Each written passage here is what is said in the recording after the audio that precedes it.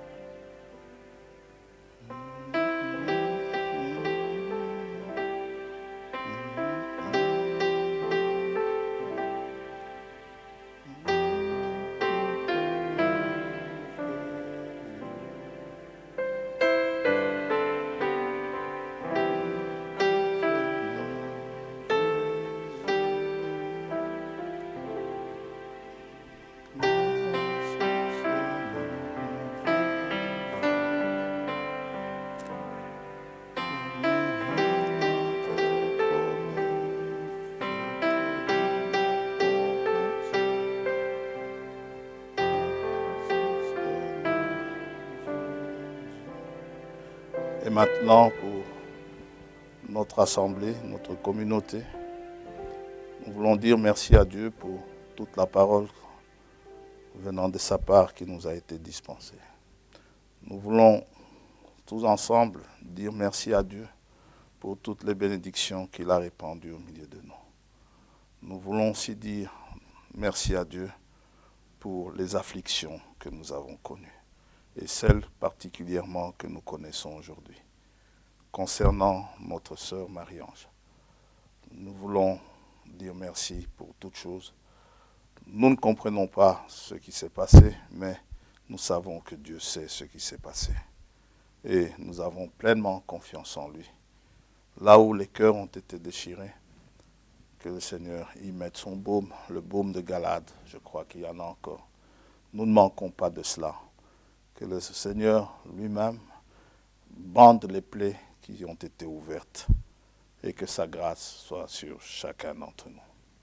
Prions. Père Céleste, te remercions pour cette famille que tu nous as donnée, cette famille en Christ, et particulièrement la famille locale où nous nous réunissons ici, particulièrement cette communauté. Nous connaissons le chemin par lequel nous sommes passés. Et lorsque nous voyons ce bâtiment, lorsque nous y entrons, lorsque nous te célébrons un culte, lorsque nous te louons, lorsque nous prêchons, lorsque nous écoutons, nous voyons ta main dans tout ce qui s'est passé. Pendant toutes ces années, nous sommes passés par le feu, par les eaux, nous sommes passés par toutes sortes de situations et nous sommes également arrivés au top des lieux célestes, tu as répandu sur nous tes bénédictions. Oh, nous avons versé des larmes, oh, des larmes de joie, des larmes de tristesse. Nous avons eu toutes ces choses. Oh Père, c'est pourquoi nous te disons merci. Cela fait partie de notre marche. Et surtout, nous te remercions de ce que tu nous as équipés de manière à ce que nous n'explosions pas, de manière à ce que nous n'implosions pas. L'assemblée est toujours debout. Oh, comme au temps de David, lorsqu'il disait 10 000 pouvaient tomber à sa droite, 1000 à sa gauche. Oh Dieu, il restait affermi. L'assemblée est restée affermie. Des choses se sont passées au milieu de nous. Nous avons perdu des bien-aimés. Nous avons perdu des nôtres. Parfois de manière tragique. Des accidents de voiture, oh Dieu, et ce qui vient de nous arriver. Oh, mais cela ne nous décourage pas pour continuer la marche. Même en pleurant, nous le ferons. Oh Dieu, même en versant des larmes, nous le ferons. Tu es celui qui essuiera les larmes de nos yeux. Oh, tu es celui, oh Dieu, qui rétablit les familles éprouvées. Tu es celui qui gardera notre frère Gédéon. Tu es celui qui sera avec lui, qui le consolera. Tu consoleras Zoé, toi qui donnes des mamans, des papas, pas seulement dans ce siècle-ci, mais aussi dans le siècle à venir. Oh Dieu, nous avons confiance que tu lui en donneras, Père. Oh, notre sœur Françoise, à elle, tu lui donneras des frères, des sœurs, comme tu l'as dit, Père. Oh, comme tu l'as promis, que tu la bénisses, que tu sois avec eux, que tu les soutiennes, Seigneur notre Dieu. Nous sommes là pour te dire merci. Job, alors qu'il était en pleine détresse, il a dit, répondant à sa femme, à son épouse qui disait, maudit Dieu, a dit quoi? Nous recevons de Dieu le bien et nous ne recevrions pas aussi le mal. Sois béni, sois loué. Il n'arrive pas quelque chose sans que l'Éternel en soit l'auteur. Et tout ce que tu fais pour nous, nous l'avons beaucoup chanté. Aujourd'hui, nous voulons expérimenter. C'est bon. Quand le vent me bouge, c'est bon pour moi. Si je dois me coucher, c'est bon pour moi. Oh Dieu, je vais me reposer. Père Céleste, vraiment que l'âme de notre sœur repose en paix. C'est cela que nous te demandons ce matin. Oh, vraiment, pendant que nous nous souvenons d'elle, que ta grâce soit sur chacun d'entre nous. Oh, et tous ceux qui ont été ébranlés, oh Seigneur, que tu les affermisses, s'ils ont chancelé, que tu les affermisses davantage. Oh Dieu, dans ta foi, sois béni, sois loué. Et si nous avons fauté quelque part, oh Dieu, à ce sujet, pardonne-nous, Seigneur. C'est parce que nous ne savions pas, nous ne voyons pas. Mais peut-être que tu nous en as prévenus. Nous n'avons peut-être pas pris garde.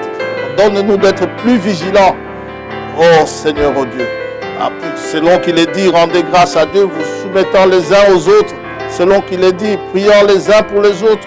Selon qu'il est dit, vous exhortant les uns les autres. Vous soutenant les uns les autres. Oh Père, vraiment, c'est notre prière ce matin.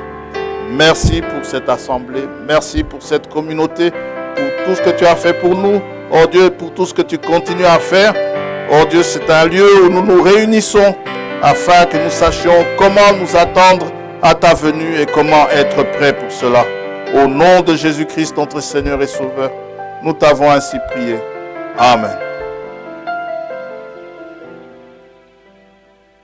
Amen.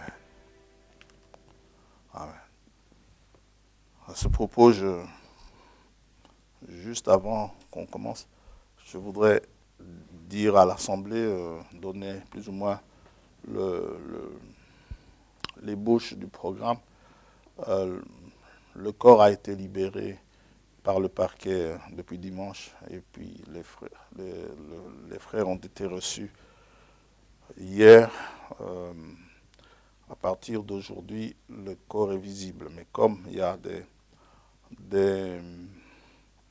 les conditions sanitaires, les mesures sanitaires, les gestes barrières, aujourd'hui, vu que les pompes funèbres étant débordées n'ont attribué qu'une heure, ce n'est que pour la famille. Rien que la famille pourra aller voir le corps.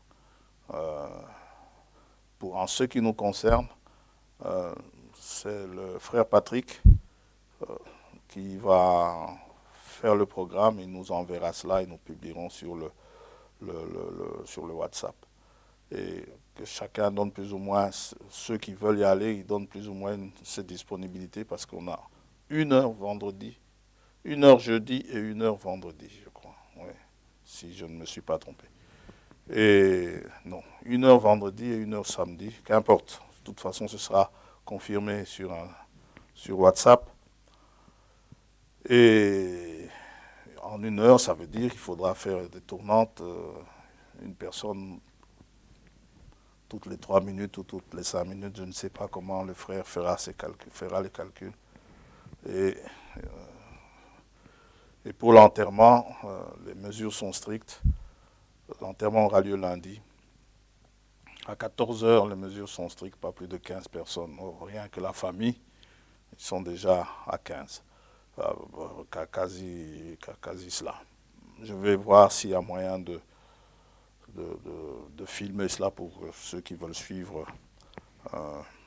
puisqu'on peut tout faire aujourd'hui avec les smartphones, pour ceux qui veulent suivre à partir de chez eux. Mais les précisions seront données incessamment d'ici demain. Que le Seigneur vous bénisse. Et on ne les oublie pas dans la prière, on n'oublie pas l'assemblée. Mais nous sommes ici ce matin pour rendre grâce à Dieu. Et ce soir, bien sûr, il y aura une prédication qui sera publiée. Nous allons lire dans 1 Roi, chapitre 20.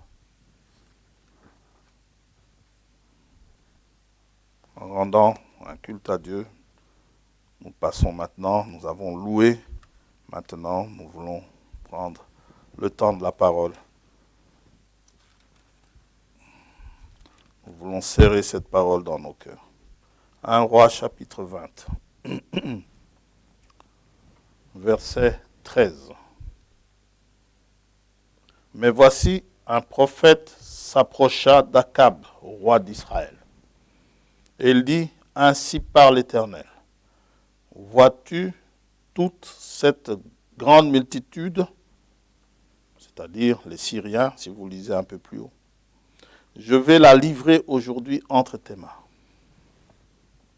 Et tu sauras que je suis l'Éternel. Akab dit, par qui? Et il répondit, ainsi parle l'Éternel, par les serviteurs des chefs des provinces. Akab dit, qui engagera le combat?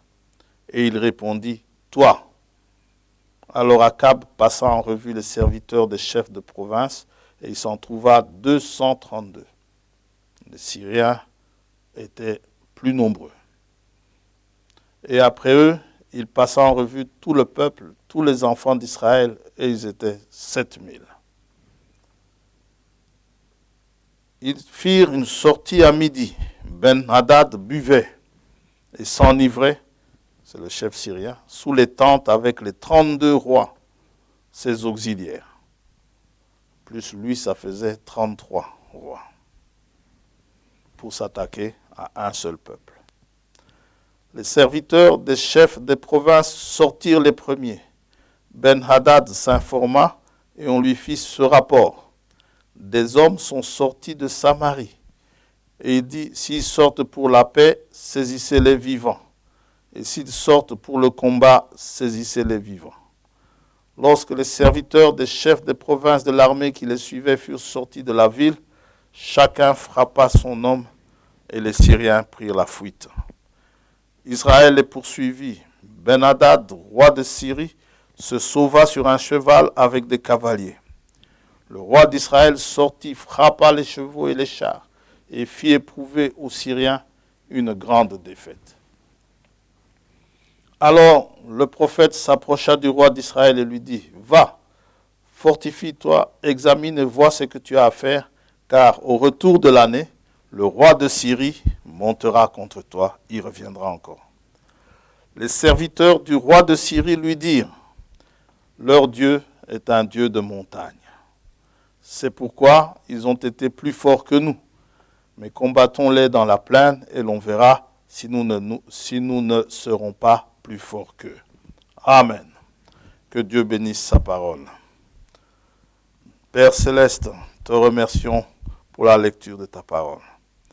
Nous nous en remettons à toi pour nous inspirer ce qui doit être dit afin de nous conforter, afin de mettre du baume dans nos cœurs, cette bonne parole qui restaure l'âme, que tu la répandes dans nos cœurs. Au nom de Jésus-Christ, notre Seigneur, nous te le demandons. Amen. Amen. Nous intitulerons le sujet de ce matin, le Dieu de montagne. Le pays que Dieu avait donné à Israël, on le sait, est un pays de montagnes et de vallées. Nous l'avons souvent dit. Deutéronome 11, verset 11. Un pays de montagnes et de vallées, cela veut dire que ce n'est pas un pays plat, où le parcours est plat, facile à faire, que ce soit à vélo, que ce soit à pied, ça pose un problème. Et pour ce qui est de la montagne, grimper une montagne n'est pas la chose la plus facile. Dans Deutéronome 11, verset 11, Dieu nous a donné un pays.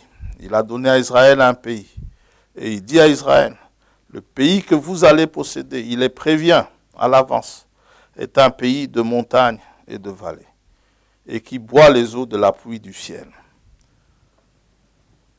Pour irriguer, il faudra aller chercher l'eau. Parfois, il faudra aller chercher l'eau sous le sol. Et pour ce qui est des montagnes, c'est cet aspect que nous verrons ce matin. L'autre aspect, nous le verrons pour ce soir. Il y a plusieurs sortes de montagnes. Il y a ce qu'on appelle les jeunes montagnes. Ce sont les montagnes pointues.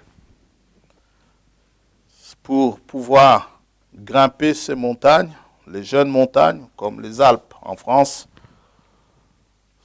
comme les montagnes en Amérique du Sud, comme la montagne d'Himalaya, ce sont des jeunes montagnes. Pour les grimper, il faut être des alpinistes confirmés. Il faut être un alpiniste exercé. Pas facile à grimper. Il y a les vieilles montagnes dont les sommets sont arrondis. Ils ont eu le temps d'être érodés.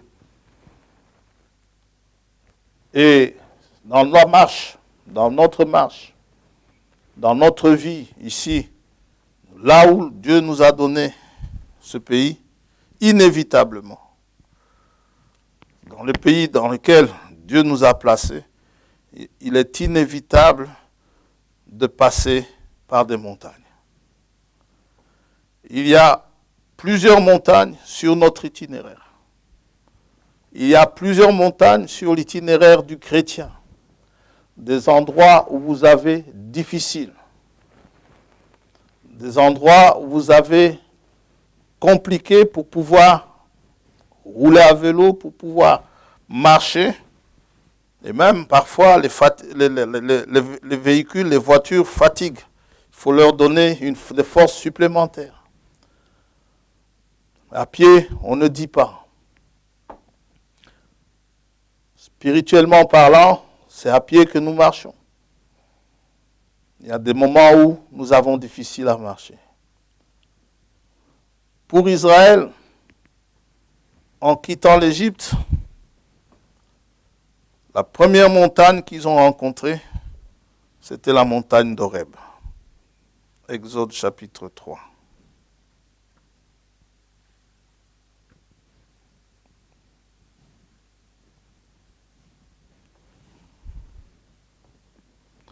Horeb a parfois été appelée la montagne de Dieu. Elle est appelée parfois la montagne de Dieu dans la Bible. Verset 1er, Moïse faisait paître le troupeau de Jéthro, son beau-père, sacrificateur de Madian, et il mena le troupeau derrière le désert et vint à la montagne de Dieu à Horeb. Au verset 12, Dieu lui dit ceci. Dieu dit, je serai avec toi, et ceci sera pour toi le signe que c'est moi qui t'envoie. Quand tu auras fait sortir d'Égypte le peuple, vous servirez Dieu sur cette montagne.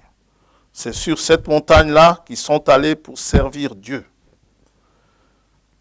Et Horeb était un rocher, la Bible nous dit. Une montagne pierreuse, où Dieu en a fait sortir de l'eau, de cette pierre. Quand les enfants d'Israël sont arrivés à Horeb, ils ont manqué d'eau. Difficile à marcher dans le désert sans eau. Difficulté sur la marche, manque d'eau. Ce n'est pas facile. Il y a certaines montagnes qui sont des obstacles.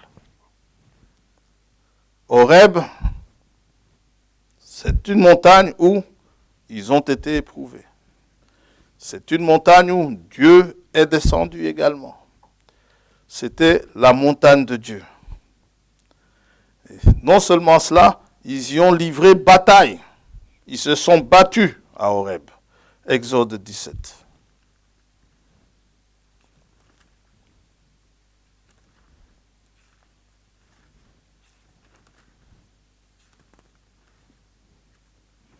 Combat, vous venez de croire.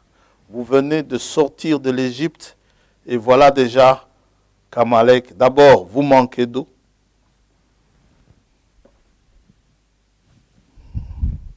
Verset 5. On peut commencer au verset 2.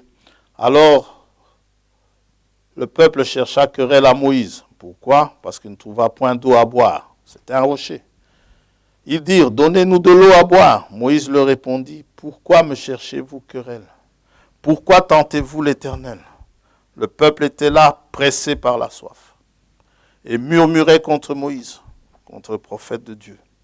Il disait, pourquoi nous as-tu fait monter hors d'Égypte pour nous faire mourir de soif, moi, mes enfants et mes troupeaux? Moïse cria à l'Éternel en disant, que ferai-je à ce peuple? Encore un peu et ils me lapideront. L'Éternel dit à Moïse, passe devant le peuple et prends avec toi des anciens d'Israël. Prends aussi dans ta main ta verge avec laquelle tu as frappé le fleuve et marche. Voici, je me tiendrai devant toi sur le rocher d'Horeb. Tu frapperas le rocher et il en sortira de l'eau. Et le peuple boira. Et Moïse fit ainsi aux yeux des enfants d'Israël. Il donna à ce lieu le nom de Massa et Mériba parce que les enfants d'Israël avaient contesté. Tentation et querelle, donc Mériba. Et parce qu'ils avaient tenté l'Éternel en disant, l'Éternel est-il au milieu de nous ou n'y est-il pas? C'est la question que beaucoup se posent souvent lorsque les calamités surgissent. Et pourtant, il s'agit du sentier que Dieu a tracé pour son peuple. Amalek vint combattre Israël à Réphidim. Au moment où, semble-t-il, Amalek, croyant qu'ils n'avaient plus d'eau, qu'ils n'avaient pas d'eau, qu'ils étaient affaiblis certainement par la soif, Amalek vint combattre Israël à Réphidim. Alors Moïse dit à Josué, choisis-nous des hommes, sors et combat Amalek. Demain, je me tiendrai sur le sommet de la colline, de la montagne, la verge de Dieu dans ma main. Josué fit ce que lui avait dit Moïse pour combattre Amalek. Et Moïse, Aaron et Hur montèrent au sommet de la colline, là, au sommet de la montagne. Lorsque Moïse élevait la main, il faisait la croix, n'est-ce pas? Au sommet de la montagne. Je connais une montagne où on avait élevé une croix, où nous avons sorti, nous avons acquis notre victoire. Lorsque Moïse élevait sa main, Israël était le plus fort. Oh, ayez les yeux sur le calvaire. Et lorsqu'il baissait sa main, Amalek était le plus fort.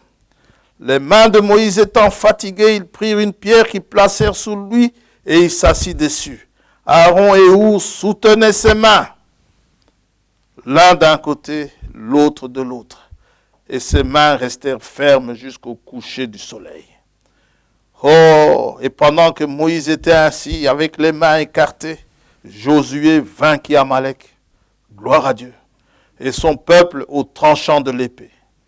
L'Éternel dit à Moïse, écris cela, Amen, dans le livre pour que le souvenir s'en conserve. Et déclare à Josué que j'effacerai la mémoire d'Amalek de dessous les cieux. Oh, le Dieu des montagnes. Gloire à Dieu. Les Syriens auraient dû l'apprendre avant de s'en prendre à Israël sur la montagne. Ils auraient dû voir le parcours d'Israël de l'Égypte jusqu'en terre promise, jusqu'à Canaan. Les Syriens auraient dû savoir que le Dieu de ce peuple-là était le Dieu véritable. Exactement comme Rahab le dit aux espions, il dit, nous avons appris ce qui s'est passé en Égypte. Nous savons que votre Dieu est le Dieu des cieux. Amen. Les Syriens auraient dû le savoir. Dieu est Dieu en montagne. Il ne fallait pas s'attaquer à Israël sur la montagne. Gloire à Dieu. Il ne faut pas s'attaquer à un enfant de Dieu sur la montagne. Une montagne peut aussi symboliser la stabilité. Qu'importe ce qui peut se passer, la montagne reste ferme. Psaume 125.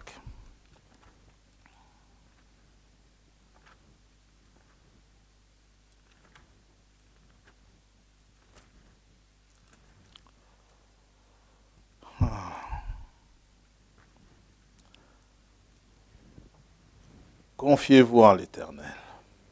Cantique des degrés. Ceux qui se confient en l'Éternel sont comme la montagne de Sion. Elle ne chancelle point. Elle est affermie pour toujours.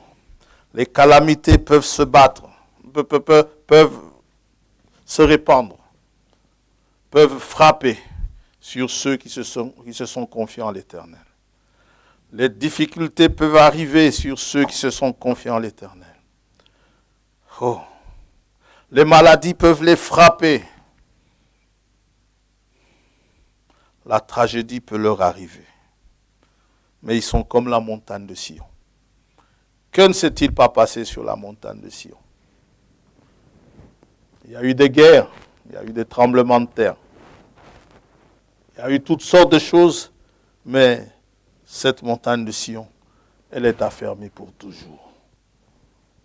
Des montagnes entourent Jérusalem. Ainsi l'Éternel entoure son peuple, dès maintenant et à jamais. C'est-à-dire la manière dont les montagnes entourent Jérusalem, de manière stable, de manière fidèle, ne changeant pas à tout vent de doctrine, ne changeant pas à tout vent tout court. Dieu ne change pas, il continue à entourer son peuple. Qu'il neige, qu'il pleuve, qu'il fasse sec, qu'importe les vents, ceux qui se sont confiés en lui, ils ne chancellent point. Ils sont affermis pour toujours. Ça, nous le disons à l'adversaire.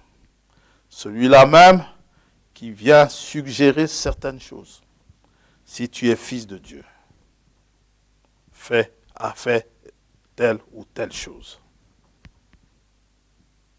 Il peut tout essayer. Mais ceux qui se sont confiés en l'Éternel, ils sont affermis pour toujours. Les montagnes, ça peut être un obstacle dans votre marche vers la terre promise. Dieu reste toujours votre secours. Deutéronome chapitre 2. Aucun obstacle ne peut vous faire vaciller. Vous avez placé votre foi en le vrai Dieu.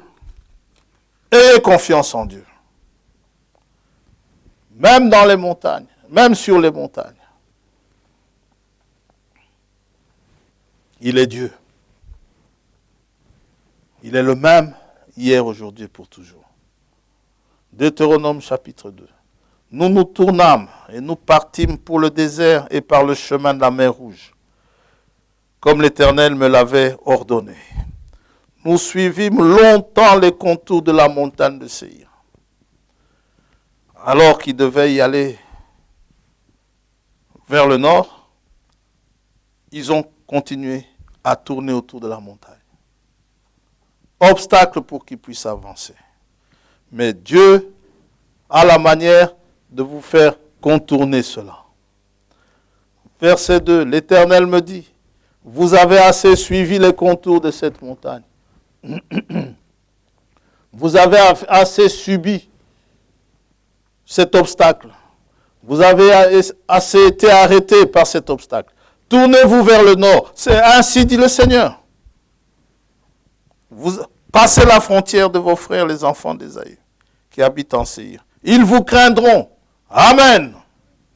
Mais soyez bien sur vos gardes. Oh, Dieu est merveilleux. Ésaïe dit, Dieu enlèvera tous les obstacles qui s'élèveront comme des montagnes. Dans Ésaïe 40, verset 4, il nous est dit que toute montagne soit abaissée. Préparez le chemin du Seigneur. Aucune montagne ne peut empêcher le Seigneur de venir. Que toute montagne soit abaissée. Que toute colline également soit abaissée. En tant qu'obstacle, Jésus nous dit, ne craignez pas l'obstacle. Ne craignez pas la montagne. Vous pouvez l'enlever par la foi. Matthieu 21.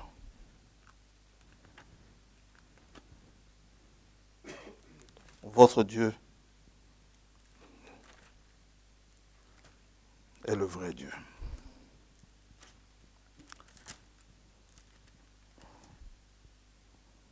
Le Seigneur Jésus-Christ, c'est lui le Dieu véritable.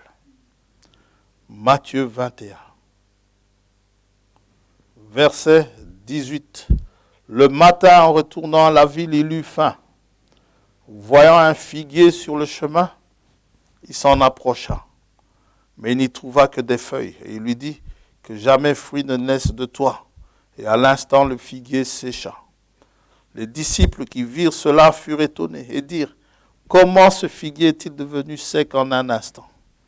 Jésus leur répondit, je vous le dis en vérité, si vous aviez de la foi et que vous ne doutiez point, non seulement vous feriez ce qui a été fait à ce figuier, mais quand vous diriez à cette montagne, ôte-toi de là et jette-toi dans la mer, cela se ferait. Amen. La nature tout entière et la création tout entière attend la manifestation du Fils de Dieu.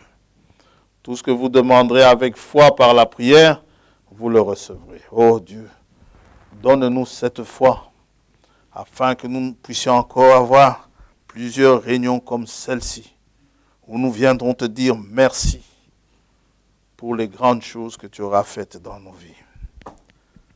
Dieu est tout puissant, partout, et bien sûr sur la montagne également.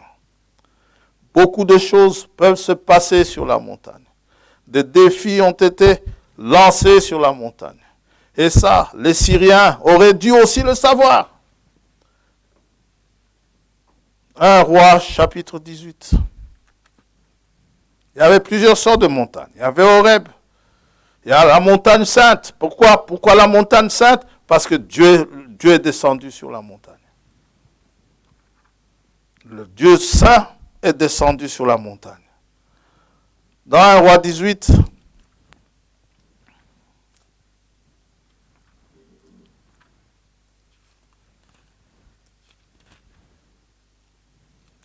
verset 36.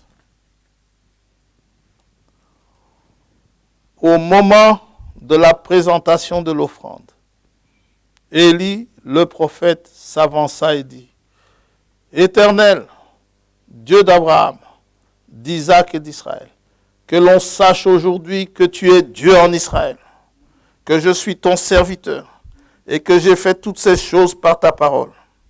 Réponds-moi, Éternel, réponds-moi afin que ce peuple reconnaisse que c'est toi, Éternel, qui es Dieu, et que c'est toi qui ramènes leur cœur. Et le feu de l'Éternel tomba, et il consuma l'holocauste, le bois, les pierres et la terre, et il absorba l'eau qui était dans le fossé. Quand tout le peuple vit cela, ils tombèrent sur leur visage et dirent, c'est l'Éternel qui est Dieu, c'est l'Éternel qui est Dieu. Il est Dieu sur la montagne. Amen. Quand David était en difficulté, il levait ses yeux vers la montagne. Amen. Psaume 121.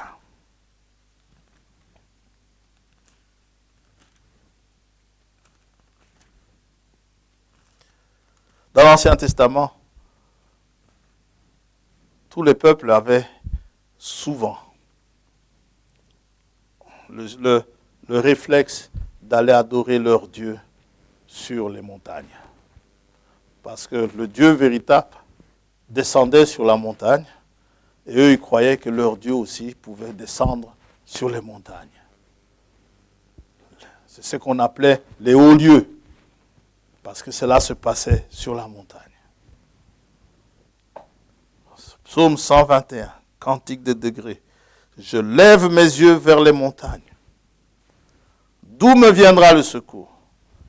Le secours me vient de l'Éternel, qui a fait les cieux et la terre. Il ne permettra point que ton pied chancelle. Amen. Celui qui te garde ne sommeillera point. Amen.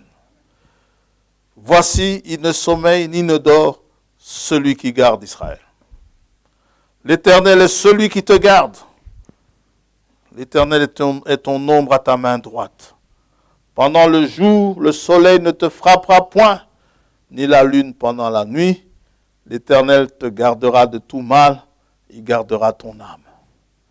L'Éternel gardera ton départ et ton arrivée, dès maintenant et à jamais. À chaque fois que je suis sorti pour aller quelque part, il a gardé mon départ. À chaque fois que je suis arrivé, c'est par sa grâce que je suis arrivé. À chaque fois que je suis rentré, il a aussi gardé encore mon départ pour le retour. À chaque fois que je suis arrivé chez moi, c'est toujours lui qui m'a gardé. Oh, que ce soit la nuit, que ce soit le jour. À n'importe quel moment de la journée, c'est lui qui m'a gardé. Je suis venu, j'ai quitté chez moi tout à l'heure pour arriver ici. Je suis arrivé ici par sa grâce. Et je veux lui dire merci. Quand je rentrerai tout à l'heure, si j'arrive chez moi, ce sera par sa grâce. Et même si je n'y arrive pas, par sa grâce, il m'aura pris. Il aura toujours raison. Amen. Nous avons cette confiance en lui. Quoi qu'il fasse pour nous, c'est pour notre bien. Ça aussi, les Syriens auraient dû le savoir. Les Syriens auraient dû savoir ce qui s'est passé au mont Carmel. C'était au temps d'Akab. Et c'est justement à Akab qu'ils en ont eu, les Syriens. Et c'est sur le mont Carmel que le feu est descendu pour consumer l'Holocauste. Comment les Syriens ont-ils snobé cela? Comment les Syriens ont-ils ignoré cela? Ils devaient savoir qu'il est le Dieu des montagnes. Ils étaient tellement sûrs d'eux qu'ils allaient au combat. Avant d'aller combattre, ils se sont enivrés.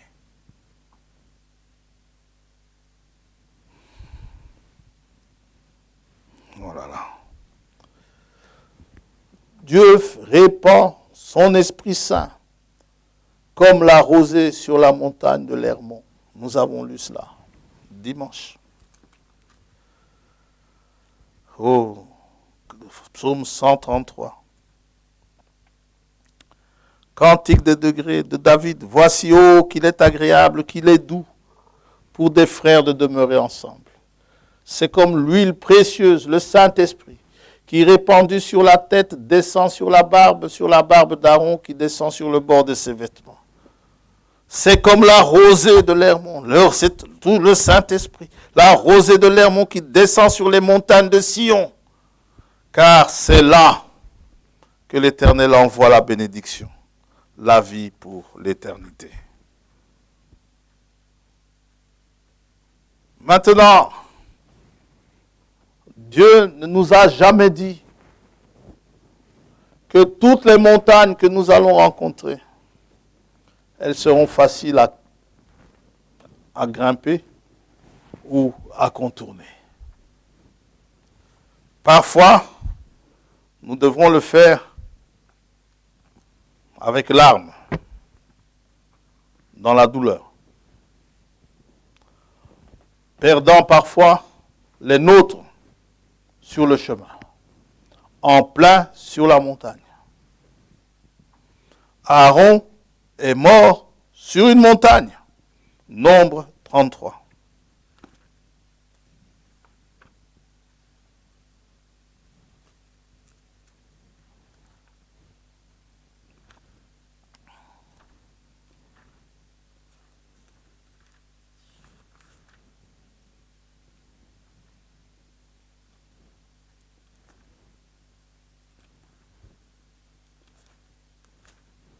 Aaron, celui-là même qui entrait une fois l'an dans le lieu très saint.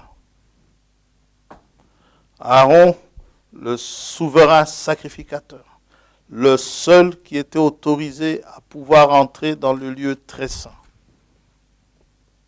Aaron, en pleine route vers Canaan, Aaron n'est jamais arrivé à Canaan. Il est mort sur la montagne. Verset 38, nombre 33. Le sacrificateur Aaron monta sur la montagne de Hor. Il venait de Kadès. Verset 37, ils partirent de Kadès et campèrent à la montagne de Hor à l'extrémité du pays d'Édom. Le sacrificateur Aaron monta sur la montagne de Hor, suivant l'ordre de l'Éternel. Et il y mourut la 40e année après la sortie des enfants d'Israël du pays d'Égypte, le 5e mois, le 1er jour du mois. Donc, si nous, on transpose cela dans notre calendrier, il est mort le 1er mai. Quoique, mai, dans le calendrier juif, n'est pas le 5e mois. Mais c'est pour que nous comprenions. Aaron était âgé de 123 ans lorsqu'il mourut sur la montagne de Hor. Il n'est jamais entré en terre promise, en Canaan. Qui a pu imaginer, au sortir de l'Égypte, qu'Aaron, alors qu'il avait accès dans l'endroit saint, saint, saint, l'Éternel, dans le lieu très saint, qu'Aaron n'entrerait pas en terre promise. Aaron a failli, bien sûr. Aaron a fait faire le veau d'or, bien sûr. Aaron a mal parlé de Moïse, bien sûr. Dieu a dit à Aaron et à Myriam, il leur a dit, dans Nombre chapitre 12,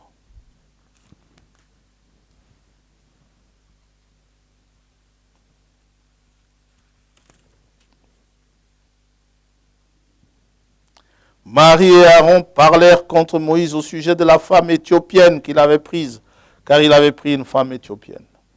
Ils dirent, est-ce seulement par Moïse que l'Éternel parle? N'est-ce pas aussi par nous qu'il parle? Et l'Éternel l'entendit.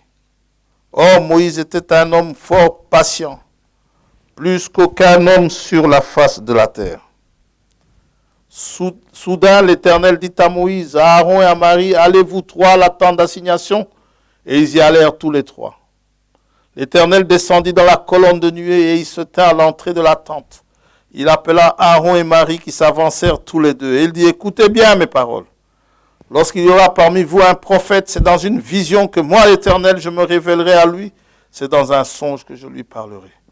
Il n'en est pas ainsi de mon serviteur Moïse. Il est fidèle dans toute ma maison. Je lui parle bouche à bouche. Je me révèle à lui sans énigme. Et il voit une représentation de l'Éternel. Pourquoi donc n'avez-vous pas craint de parler contre mon serviteur, contre Moïse? La colère de l'Éternel s'enflamma contre eux. Et il s'en alla. Moïse va intercéder pour eux. Verset 13. Moïse cria à l'Éternel en disant, ô Dieu, je te prie, guéris Marie. Elle a été frappée de la lèpre. Aaron n'a pas eu, il n'a rien eu en apparence. Mais il n'est pas entré en terre promise. Moïse, qui voyait une représentation de l'Éternel. Moïse, qui commandait qu'il y ait des mouches, et il y en avait. Pouvait lever le bâton, la mer s'ouvrait. Son bâton s'est changé en serpent quand les autres faisaient la même chose. Le serpent de Moïse avalait les autres. Il n'y avait pas paru jusque-là des prophètes comme Moïse. C'est pas moi qui le dis, c'est la Bible. Et Moïse est celui qui a dit, l'Éternel, parlant de Jésus-Christ, l'Éternel, votre Dieu, suscitera d'entre vos frères un prophète comme moi. Il ne dit pas que moi je serai comme lui. Il dit, non, il dit que lui sera comme moi. Moïse est mort sur une montagne. Sur la montagne. Qui a pu imaginer au sortir de l'Égypte que Moïse n'entrerait pas en terre promise? Amen. Deutéronome 34. Il y en a qui disaient peut-être, moi, j'entrerai derrière Moïse. Eh bien, Moïse n'est pas entré. Deutéronome 34. Moïse monta des plaines de Moab. Oula, là, il y en a beaucoup qui sont morts sur les plaines de Moab.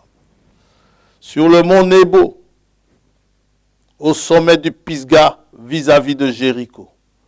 Et l'Éternel lui fit voir tout le pays, Galaad jusqu'à Dan, tout Nephtali, le pays d'Éphraïm et de Manassé, tout le pays de Juda jusqu'à la mer occidentale, à l'ouest. Le midi, les environs du Jourdain, la vallée de Jéricho, la ville des palmiers jusqu'à Tsoar. Moïse, tout ce que tu as prêché est vrai. Regarde ça de loin. Amen. C'est un pays où coule le lait et le miel. Alléluia. L'Éternel lui dit, c'est là le pays que j'ai juré de donner à Abraham, à Isaac et à Jacob en disant, je le donnerai à ta postérité, je te l'ai fait voir de tes yeux, mais tu n'y entreras point. Moïse, serviteur de l'Éternel, mourut là, dans le pays de Moab, selon l'ordre de l'Éternel. Et l'Éternel l'enterra dans la vallée, au pays de Moab, vis-à-vis de Beth-Péor. Personne n'a connu son sépulcre jusqu'à ce jour. Alléluia. Plus tard, Jude va dire, en fait, là où Dieu l'a enterré, amen. Satan, il avait appris, Satan voulait aller le chercher. Il disait, il m'appartient. Dieu, c'est mon prophète. C'est un corps qui a manifesté Jésus-Christ.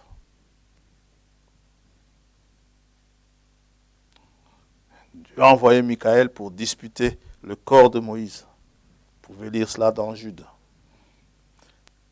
Comme nous posions la question, qui a pu imaginer au sortir de l'Égypte que Moïse n'entrerait pas en terre promise?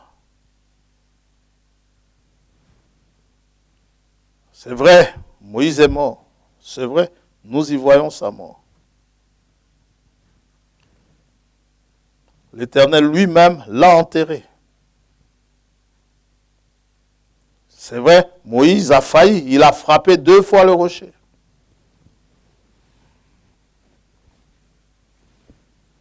Moïse est mort sur la montagne. Mais Dieu est Dieu des montagnes. Il y a eu une résurrection. Là, Moïse est ressuscité sur la montagne. Il n'y a que Dieu qui ressuscite les morts. Dieu est Dieu des montagnes. Plus tard, le même Moïse, alors que Dieu l'avait enterré quelque part, le même Moïse est vu vivant aux côtés du Seigneur transfiguré sur la montagne encore. Il est le Dieu des montagnes.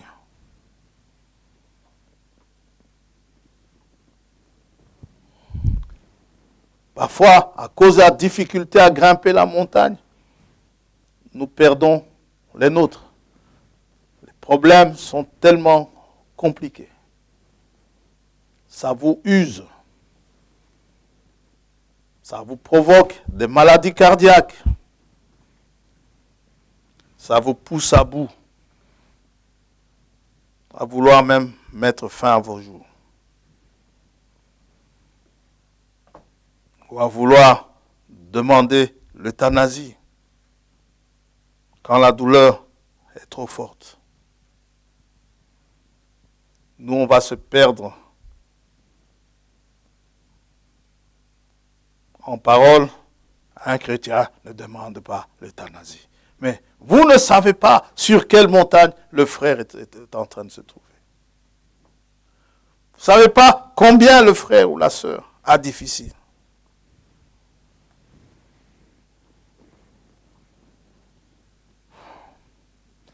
Jésus-Christ, le Fils du Dieu vivant, il est mort sur une montagne. Amen. Non, lui n'a pas failli. Moïse a failli. Aaron a failli. D'autres ont failli en grimpant la montagne. Mais Jésus-Christ est mort sur la montagne au lieu appelé le crâne, à Golgotha, sur le mont Calvaire. Parce que moi, j'ai failli. C'est pour cela qu'il est mort sur la montagne. Et il est ressuscité le 3e jour. La mort a trouvé son maître. Il dit à Jean, je suis le vivant. J'étais mort, je suis le vivant. Je tiens la clé des morts, la clé de la mort et du séjour des morts. Jésus-Christ a été tenté sur la montagne. Et sur la montagne, il a vaincu avec « il est aussi écrit ». Il avait des dons formidables. Les démons, quand ils le voyaient, ils étaient là. Ne nous chasse pas avant le temps. Ce n'était pas encore le temps. Les démons s'agitaient lorsqu'ils le voyaient. Mais ce jour-là, sur la montagne, comme je disais à mon frère Gédéon, sur la montagne, ce jour-là, Jésus-Christ avait jeûné 40 jours et 40 nuits. Dans Matthieu 4, verset 2, il nous est dit, il eut faim. Le fait d'avoir faim, c'est un besoin. Le corps a besoin de manger. C'est là, lors d'une extrême faiblesse, c'est là que le tentateur est arrivé. Pour le tenter, quand vous êtes tenté par quelque chose, ça veut dire que vous avez envie de le faire. C'est ça, être tenté. Je suis tenté de prendre cet objet, c'est que j'ai envie de le prendre. Je suis tenté d'aller à tel endroit, c'est que j'ai envie d'y aller. Amen. Et c'est quand il avait faim, Satan vient lui suggérer, tu es fils de Dieu, plein de pouvoir. Il était rempli du Saint-Esprit. Il venait de son baptême, là. Et il a été conduit par l'Esprit pour être tenté par le diable. Et le diable va venir. Tu as faim. Tu es fils de Dieu. C'est simple. Ordonne que ces pierres deviennent des pains. Ça deviendra des pains. C'est sûr que Jésus-Christ pouvait le faire. Mais il a répondu, il est écrit.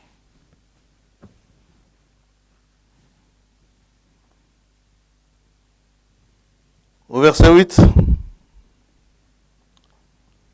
pour mieux le tenter encore, le diable le transporta encore sur une montagne très élevée, lui montra tous les royaumes du monde et leur gloire. Regarde comment tu es venu dans le monde.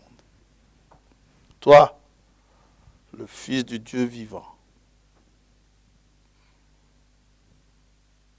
Tu dors où? Les renards ont des tanières, le Fils de l'homme n'a pas d'endroit où poser sa tête. Au moment de naître, il n'y avait pas de place dans l'auberge, à l'auberge pour accueillir Marie. Il a dû naître dans une étable. Le diable vient lui dire, écoute, regarde tous les royaumes du monde, regarde leur gloire. Tu sais qu'en tant que fils de Dieu, tu peux être même comme cela, si pas plus que ça. Il lui dit, je te donnerai toutes ces choses si tu te prosternes et m'adores. Jésus n'a pas utilisé son don à terrasser Satan. Il a tout simplement dit, retire-toi Satan, car il est écrit, tu adoreras le Seigneur ton Dieu et tu le serviras lui seul. Il est écrit, lorsque vous grimpez sur la montagne et que votre ascension devient difficile, utilisez toujours l'épée à double tranchant, qui est la parole de Dieu, avec une main ferme de foi. C'est pendant l'ascension de la montagne, lorsque le corps éprouve des besoins, par exemple, vous êtes fatigué, vous n'en pouvez plus, c'est là que le tentateur vient. Termine-en. Finis-en. Ou fais ceci, fais cela, de répréhensible. Nous sommes prévenus. Le pays qui nous a été donné est un pays de montagnes et de vallées. Parfois, le chemin est plat. Là, on chante. On est content. Parfois, il faut grimper. Et une fois arrivé au sommet, il faut redescendre. Comme nous le verrons ce soir, descendre, c'est beaucoup plus facile que monter. Ça signifie quoi? On est vite en bas.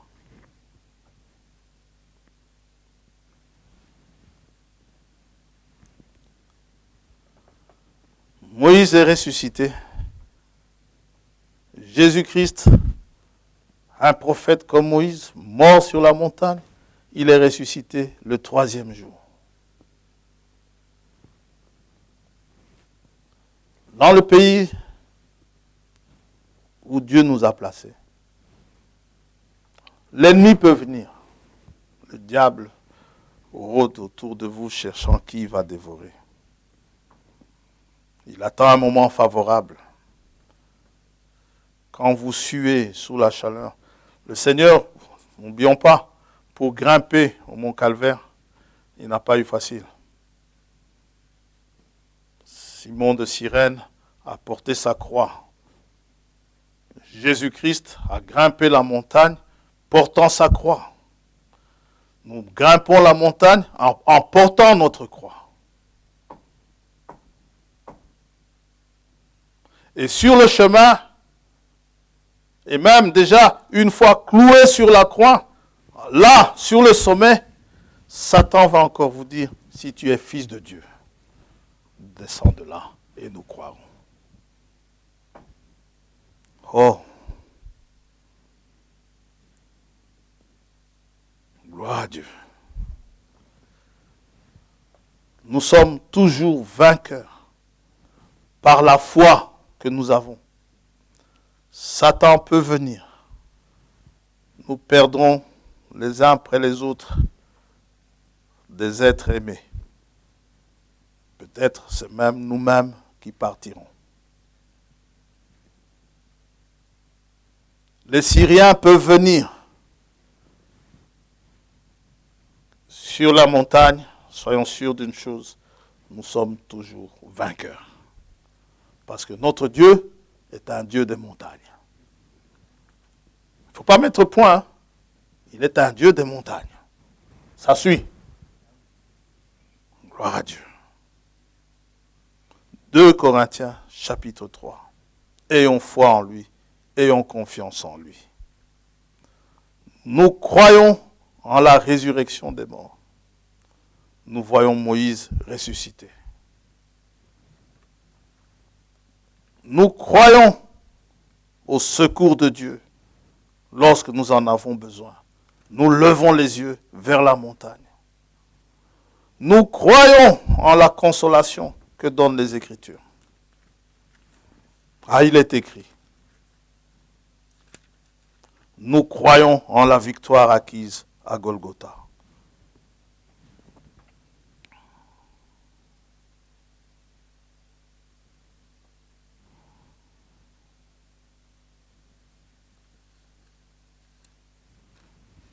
C'est 1 Corinthiens, pardon.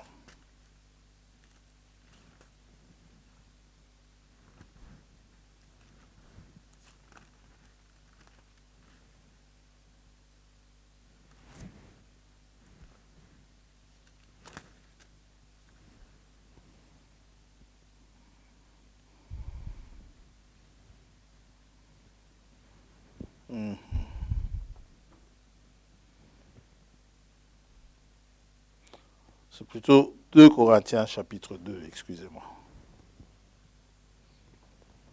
2 Corinthiens chapitre 2.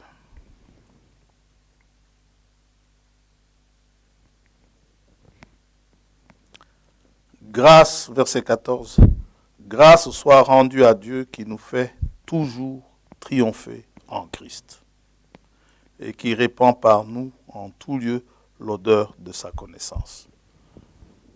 Savez-vous que Dieu dit à Israël dans Deutéronome 32, il dit, je vous ai pris, je vous ai placé sur les hauteurs. Il n'a pas dit sur les montagnes, il a dit sur les hauteurs. Ça veut dire que là où nous sommes, spirituellement, nous sommes au-dessus des problèmes. Non pas que les problèmes ne nous toucheront pas. Dieu ne nous a jamais dit ça. Ça veut dire que nous avons de quoi vaincre. Frère Abraham dit, même le chrétien qui n'a aucun don, s'il a la parole, il peut vaincre Satan. La parole qui nous est donnée est suffisante, elle est suffisamment puissante pour vaincre Satan. Tenons-nous-en aux promesses divines. Si les malheurs nous frappent sur la montagne, notre Dieu est toujours Dieu. Si les Syriens nous attaquent sur la montagne, notre Dieu est Dieu. Amen. Akab, c'est pas le modèle exemplaire du croyant. Mais néanmoins, parce que c'était un roi en Israël,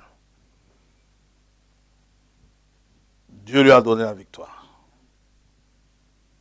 Que Dieu vous bénisse chacun. Pour les problèmes qui ont été résolus, pour lesquels vous avez dit merci, pour lesquels vous rendez grâce à Dieu aujourd'hui.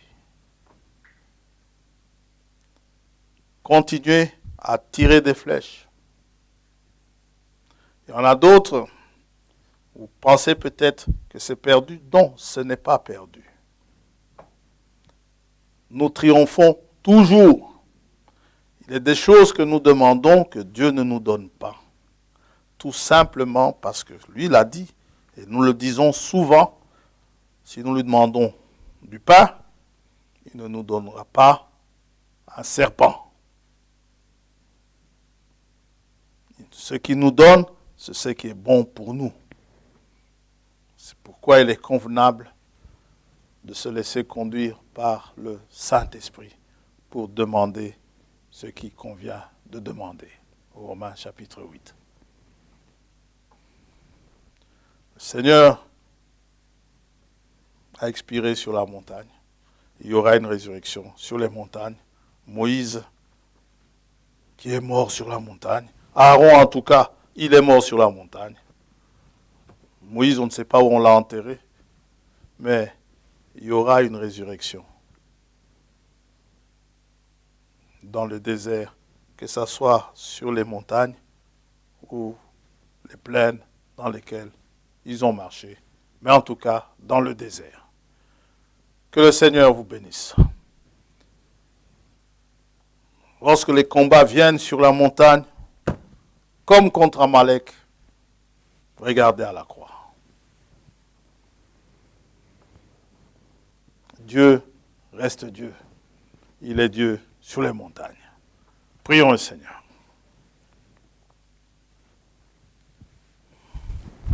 Père Céleste, nous te remercions. C'est vrai que le pays n'est pas facile. C'est vrai qu'il y a des difficultés. Mais ces difficultés ne sont pas au-dessus de nos forces. Et nous te remercions.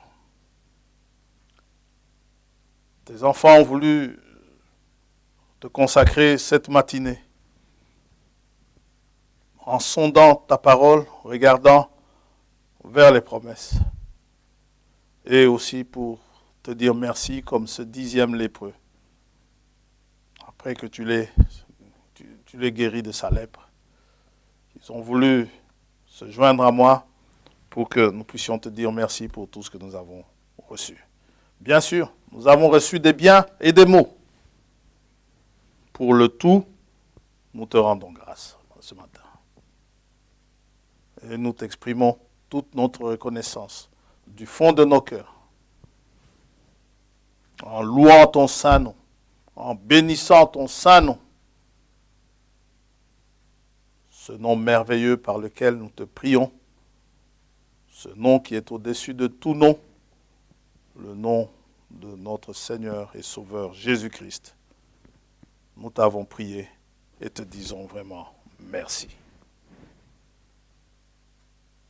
Merci pour ta consolation. Merci pour nos prières exaucées. Merci pour celles qui n'ont pas été exaucées. C'est que ce n'était pas de bonnes choses que nous t'avions demandé. Ou alors, le temps viendra. Sois béni, Père. Sois loué. Au nom de Jésus-Christ, nous t'avons prié. Amen. Amen. Dieu vous bénisse. Et priez dans vos maisons.